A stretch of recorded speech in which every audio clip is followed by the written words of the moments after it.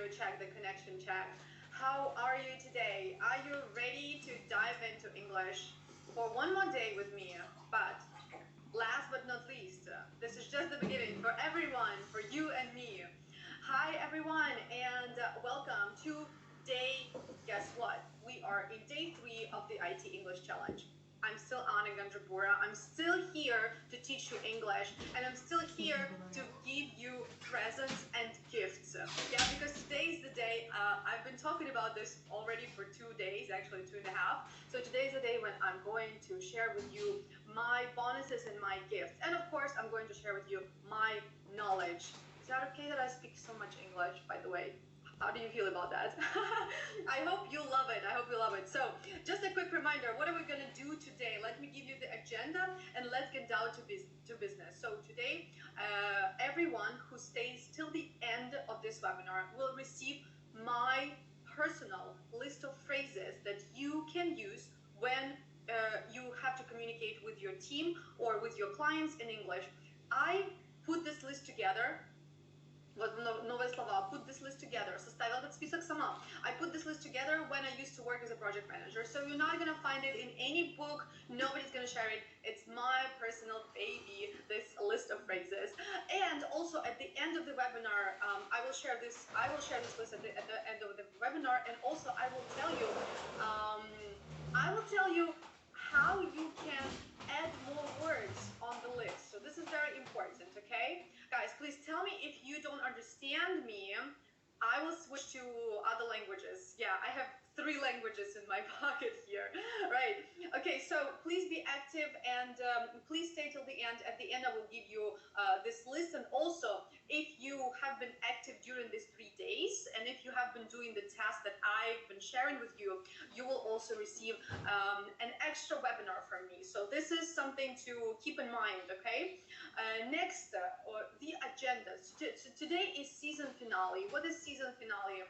Финал у нас, да, у нас финал нашего сезона English for IT-шного марафона.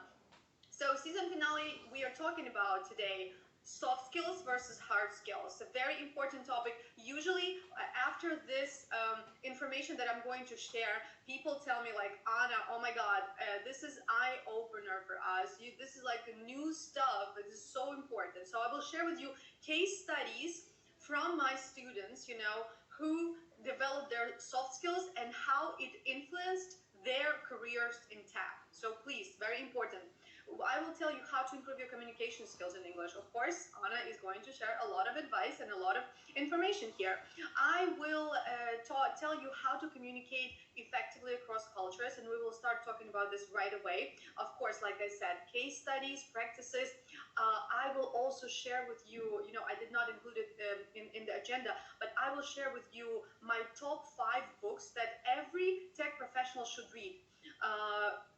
Please prepare your mobile phones, take screenshots of take pictures of the screen so that you save this list of books and read them and become a better professional. I will share with you tips and tricks during this hour. I will share more tips and tricks on how to improve your English. And also at the end of our webinar, you will receive a bonus from me, a list of top phrases for tech communication, okay? So please stay till the end and participate. Be with me, be active, and let's do it together. You know what? Before I get down to speaking about cross-cultural communication and sharing with you useful phrases that you need to know in order to effectively communicate with native speakers, I would like to share with you what I have recently bumped into. You know this phrase? Bump into? Bump into, right? Натолкнуться, bump into. So recently I came across this information. So some time ago I was invited to be a speaker at a conference, and one of the attendees there asked me a question. Анна, меня спросили на конференции, где я была спикером, Анна, скажите, а вот вы знаете статистику, какая зарплата отличается ли зарплата у человека, у айтишника, который знает английский, и айтишника, который не знает английский? Ну, если честно, вопрос немного застал меня врасплох, и я сделала свой research, и вот нашла на ресурсе do.ua, вы наверняка знаете, если вы из Украины, этот ресурс. Это официальная статистика, которую собрал портал, что айтишники, IT-специалисты с уровнем Upper Intermediate зарабатывают в среднем на $700 больше.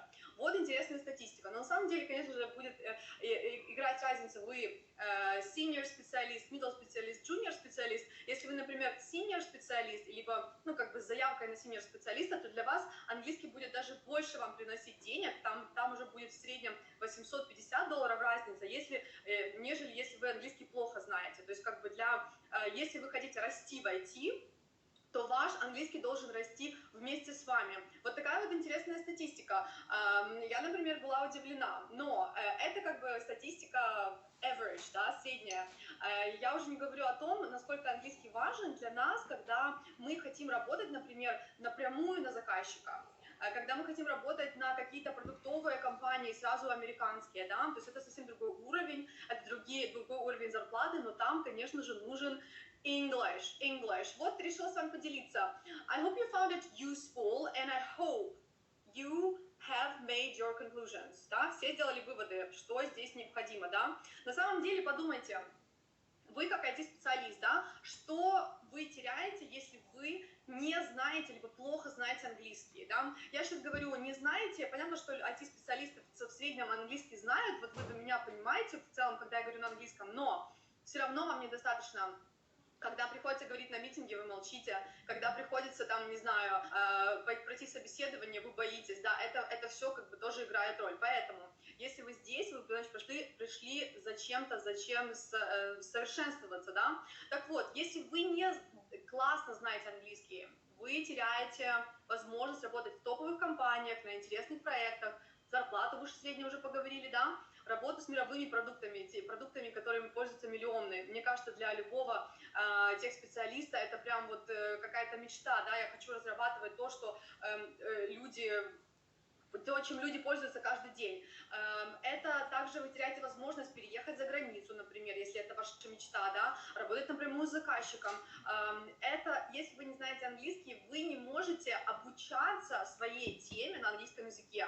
А для IT-специалиста это просто must, да, это просто must проходить какое-то обучение, курсы и тому подобное на английском языке. Поэтому, you know, like, I don't want to be the one who needs to persuade you.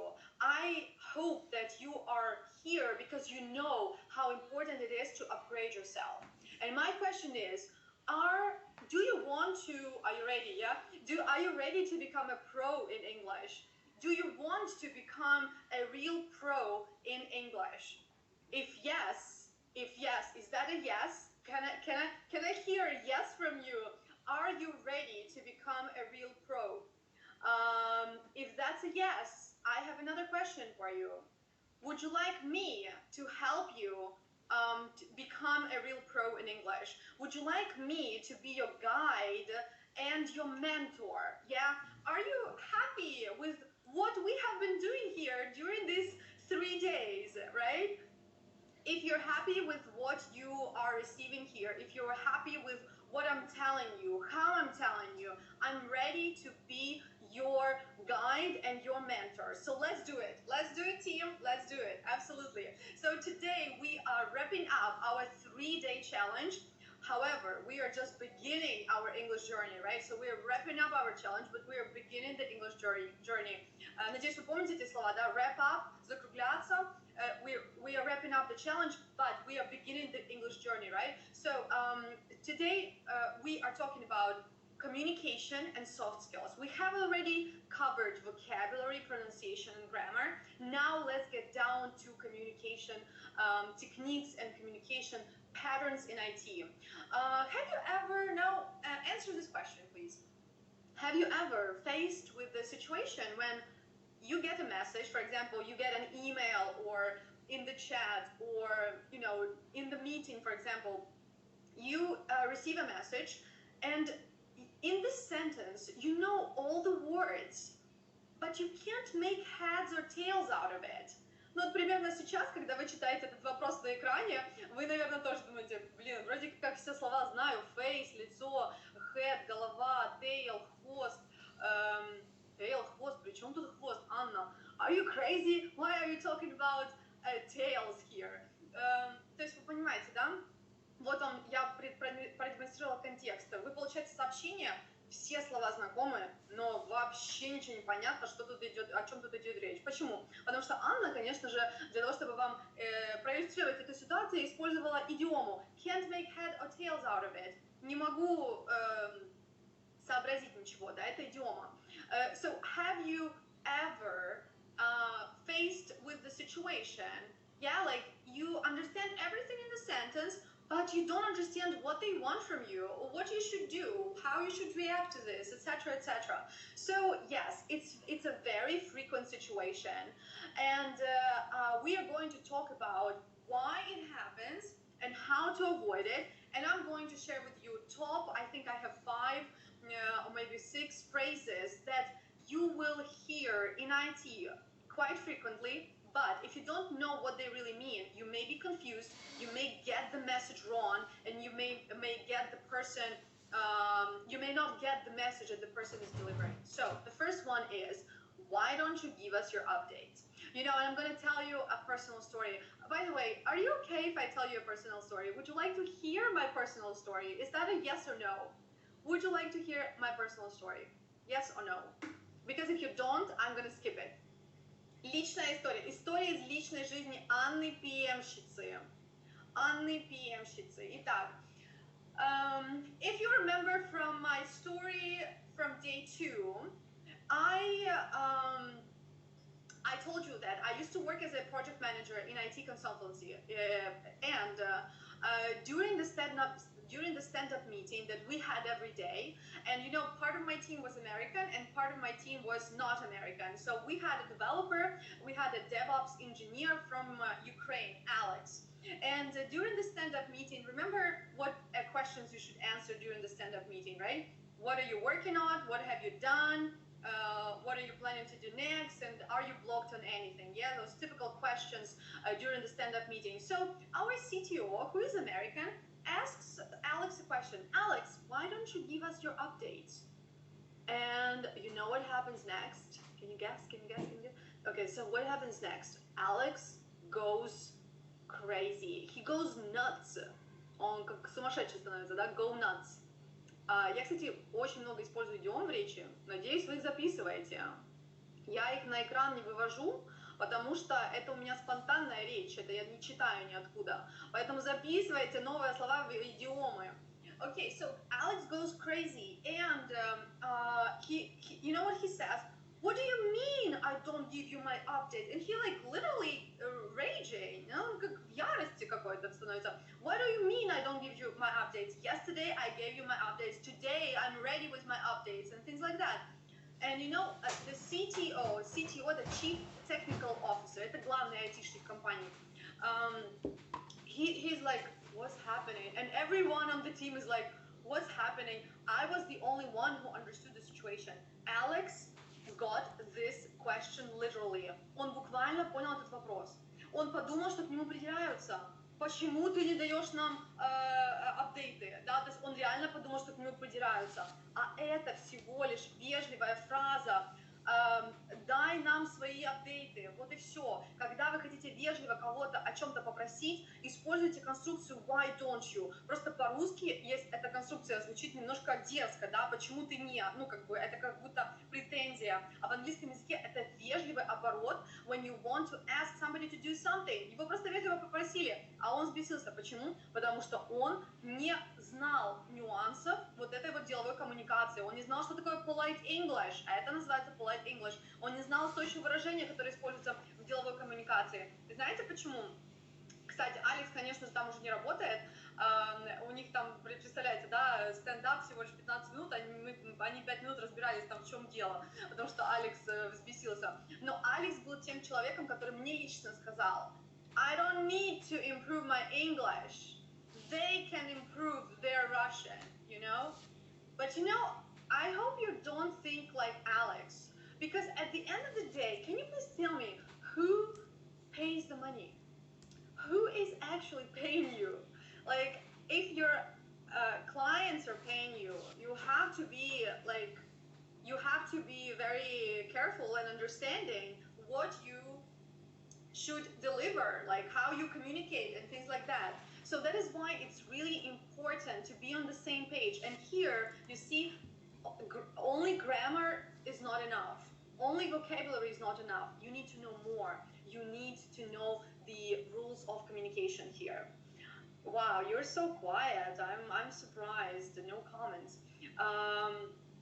Next one. You may want to try this. What does this mean? You may want to try this. You know, when the first time I saw this phrase, I was like, ты, возможно, хочешь попробовать это. Что значит, ты, возможно, хочешь попробовать это? Well, honestly, it does not have to do, it has nothing to do, ты, возможно, хочешь. You may want means you should, but politely. Кстати, совершенно недавно я обнаружила то, что you should в современном бизнес-английском это считается более дерзко, чем you may want to. То есть сейчас в современной коммуникации на работе люди используют you may want вместо you should, потому что should является более таким прямолинейным и как настойчивым.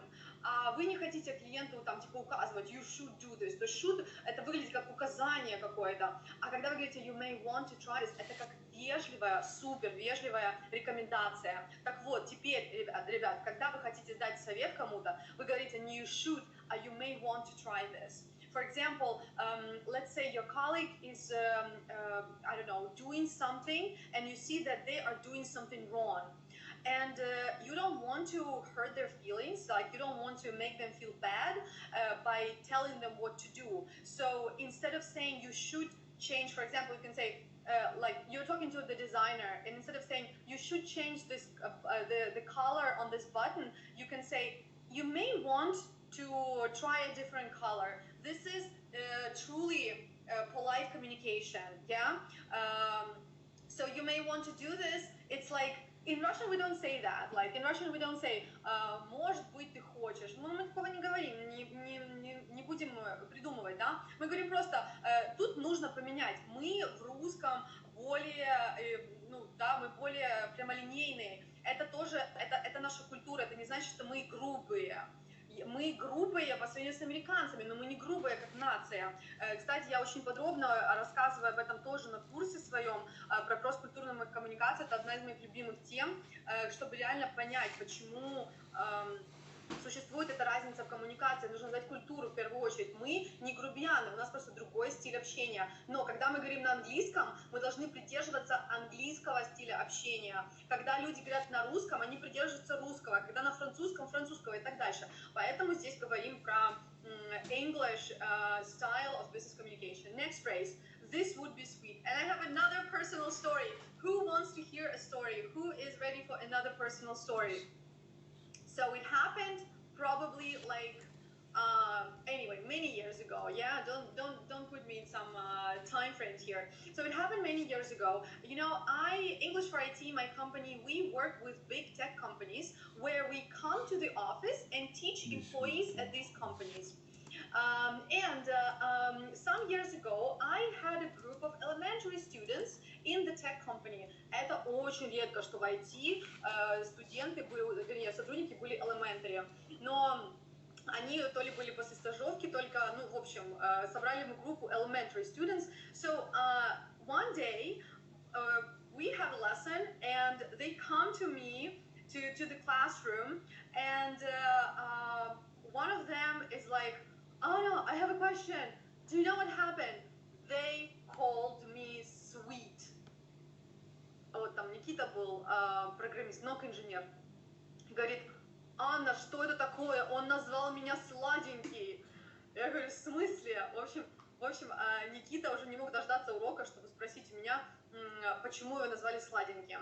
Он общался со своим коллегой из Америки или из Канады, и тот в чате написал, oh, sweet. и тот, короче, подумал, что это sweet, что это значит он сладенький. На самом деле sweet это, конечно же, может быть сладкий, если вы говорите про еду, но в разговорном английском sweet это значит cool, круто, круто, круто, right? So he meant круто. This would be sweet to have means this would be nice to have, this would be cool to have. This is what it means, you know? But then again, if you don't know these special things, you will not be able to understand what they're telling you. Yeah, and this is conversational, this is modern English. Кстати, вы знали, что я единственный человек на русскоязычном пространстве, может быть, вообще в мире, который реально I'm rooting for, топлю, да, вот такое еще есть выражение, вот видите, в сленге тоже, I'm rooting for modern English, да, то есть я за то, чтобы учить такому английскому. Позабудьте, если вы работаете в IT, забудьте вообще про учебники английского языка, они вам не подходят. Там не тот английский, который вы будете слышать on daily basis at the workplace. Каждый день на работе вы будете вот такой вот английский видеть, вот такой английский в твитах, как я вам делилась, да, вот такой английский должен быть у вас, а не книжный английский, понимаете, и да, вы должны знать в том числе slang, of course, but did you know that slang doesn't mean that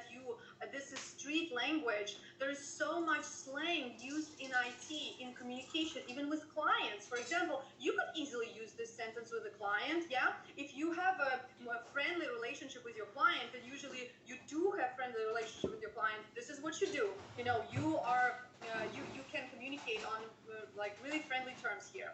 Okay, moving on. I think I don't have any more personal stories. Maybe I will tell you another personal story. I don't know. Okay, next one. It wouldn't hurt to add to do here. Again, what does it wouldn't hurt mean? Come on, I want you to think a little bit here. Think a little bit. Think a little bit.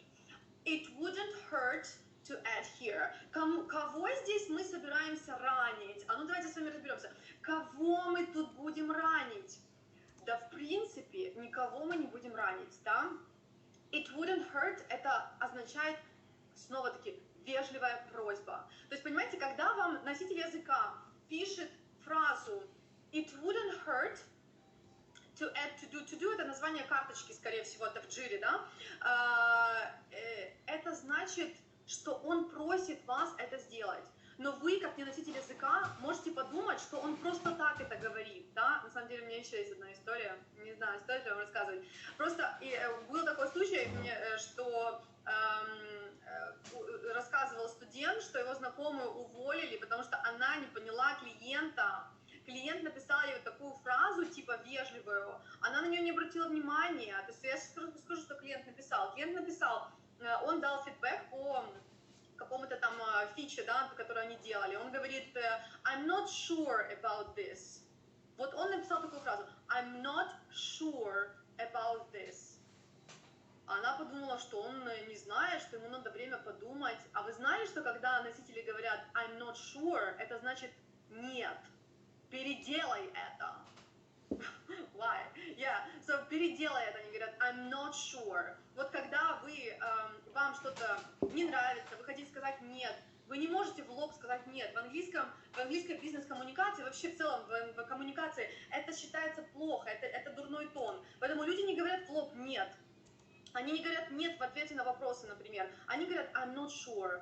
А человек, который не знает нюансы этой коммуникации, он думает, что он не знает, I'm not sure. Но на самом деле, да, такого не бывает. То есть, если вы высылаете там клиенту какой-то, да, демку, например, и он вам дает фидбэк свой и говорит I'm not sure, знаете, что это bad news, you know?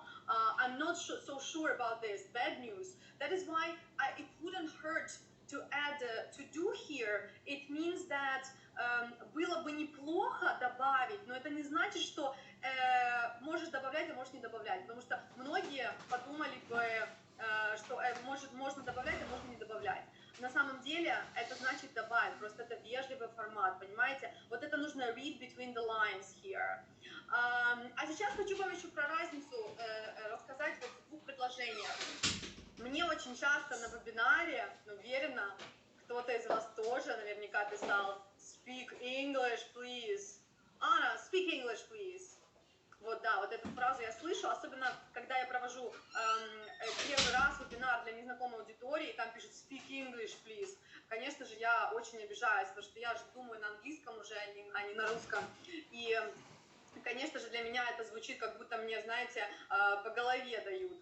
На самом деле, фраза типа «Speak English, please» не нужно использовать, когда вы говорите с незнакомыми людьми. Это it's not polite, it's imperative, да? It's imperative. If you want me to speak more English, you could say, Anna, I would love it if you could speak more English, or could you speak more English, or you sound great when you speak English. We would love more, you know? So use phrases like this, you know? Then, of course, I will be super happy to speak English more, and, you know, and I will see that, oh my God, my crowd is so polite. This is great. This is fantastic. But also, if you remember yesterday, when I shared with you 7 phrases for successful tech communication, there was a phrase, please shoot me an email. Да, ни у кого не возник вопрос, почему я ругаюсь на то, что please speak English, но сама вам даю фразу please shoot me an email. На самом деле, please shoot me an email, это тоже такая, ну, как бы простая фраза, тут минимум politeness, но контекст-то разный. Please shoot me an email. Это означает, что вы эту фразу кидаете кому-то знакомому уже. То есть вы можете знакомому сказать speak English, please. Это когда вы быстро, например, в попихах что-то пишете, да, сообщение, кто-то кому-то знакомому, у вас неформальная какая-то идет беседа, коммуникация. Да, вы можете такие фразы быстро кинуть. Но эти фразы не кидаются клиенту, незнакомому человеку, человеку, которого вы видите первый раз, да, в переписке более там делового формата, да, с рекрутером, например, либо hiring manager, вы должны понимать разницу, да, то есть вы должны чувствовать вот эту грань. С незнакомыми людьми никто так не говорит, там, speak, imperatives вообще не используются. Да, мы же говорили по грамматике, что imperatives don't use imperatives, instead you have to use modal verbs and polite collocations that I have taught you. Alrighty, so this is what I wanted to share with you about communication styles that you need to use in order to communicate effectively in English and in order to be an effective communicator. Да? То есть еще раз делаю акцент, что IT-английский это не только про слова, это грамматику, произношение, как вы уже поняли, да, потому что уверена, что до этого про произношение никто не думал, пока со мной не познакомился. Hello there. Это также нюансы бизнес-коммуникации. Кто вам расскажет, кроме как меня, да, которая сама это все прожила и увидела, как это работает. Но также нам важны soft skills. What are soft skills? By the way, I would like to ask you a question. Is English a hard skill or a soft skill for a tech professional? Is English a hard skill or a soft skill for a tech professional? Of course, you can tell me, like, Anna, of course, English is a hard skill for you because you are an English instructor and, like, you have an English school, blah, blah, blah. But for a tech professional, is it a hard or a soft skill? Yes or no? Yes or no? Tell me, yes or no? Hard or soft? Hard or soft? Давайте разберемся. На самом деле, уже много лет считается, что English is a hard skill. Давайте разберем, почему. Давайте. Что такое hard skills? Hard skills – это teachable abilities that you can quantify and assess.